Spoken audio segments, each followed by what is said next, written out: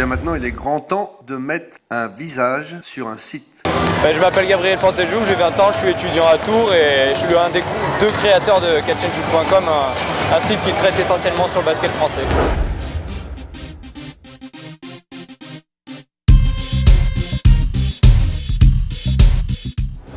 Luka Pavicevic, le nouveau coach de Rouen, Uche, l'homme qui ne s'entendait pas avec l'ancien coach. Un petit bisou à Georgie Joseph, on annonce que tout va bien. Philippe Hervé remonte ses troupes après l'accident de Paris et le match démarre enfin avec un panier de Georgie Joseph. Georgie Joseph qui se montre tout de suite présent en attaque. Voilà, encore Georgie Joseph pour scorer, voilà, qui démarre bien pour l'OLB. L'OLB qui fait une défense de fer pour mieux se rassurer. L'OLB ne lâche rien. Amarassi, le monsieur plus de ce début de saison, l'homme providentiel qui revient à son véritable niveau. Ensuite, Brian Green qui se remet en confiance. Philippe Hervé qui souffle et dit « Enfin, j'ai retrouvé les télécommandes de ma PlayStation. Tout va bien, tout démarre bien. Le seul but est de continuer jusqu'au bout, ce qui est le cas avec Marco Pelin. » Et panier de Cédric Banks. Cédric Banks continue.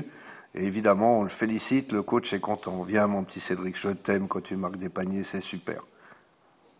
Qu'est-ce que tu penses de cette première mi-temps? C'est une belle impression de la part d'Orléans qui a fait une grosse défense. Ils ont bien coupé Barrette du jeu. Derrière, Uche n'est pas bon du tout à la finition. On dirait que physiquement, il a un peu de mal ce soir. Hollande, il a du mal à faire la différence sur ses pénétrations. Page, il ne met pas dedans. Et Philippe Bourreau n'a pas de ballon pour shooter. Donc ils arrivent à 18 points à mi-temps. C'est très peu pour une équipe offensive. Début de deuxième période et Orléans continue sa pression défense sous l'impulsion de Marc-Antoine Pelin. Marco, l'Orléanais qui retrouve ses bases et qui est très content. Il sert Amarassi pour lui mettre un caviar. Un petit ralenti pour mieux revoir cette action. Tout se passe bien, l'OLB continue son rouleau compresseur. Quatrième quart-temps et l'OLB ne lâche rien. Elle va vaincre la psychose des semaines précédentes et pour vaincre cette psychose, on continue à défendre, on continue à attaquer, on continue à marquer et l'OLB est en réussite totale dans ce quatrième quart-temps. Tout le monde est satisfait, les spectateurs soutiennent l'équipe, tout le monde est debout, c'est passionnel, c'est fusionnel et tout se passe bien à l'image de ce Brian Green. Johansson, si brillant ces dernières semaines en espoir, fait son dépucelage en proie en marquant un panier. La vie est belle. Christophe Dupont, un président heureux ce soir. On est heureux d'offrir cette belle victoire en fait, au public.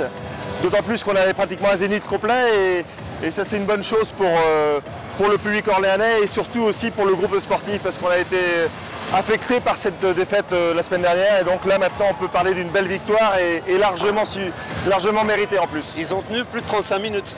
Ils ont tenu plus de 35 minutes, donc j'avais le président de la Ligue à côté de moi ce soir et je ne lui ai pas demandé de réduire à 35 minutes les matchs de basket.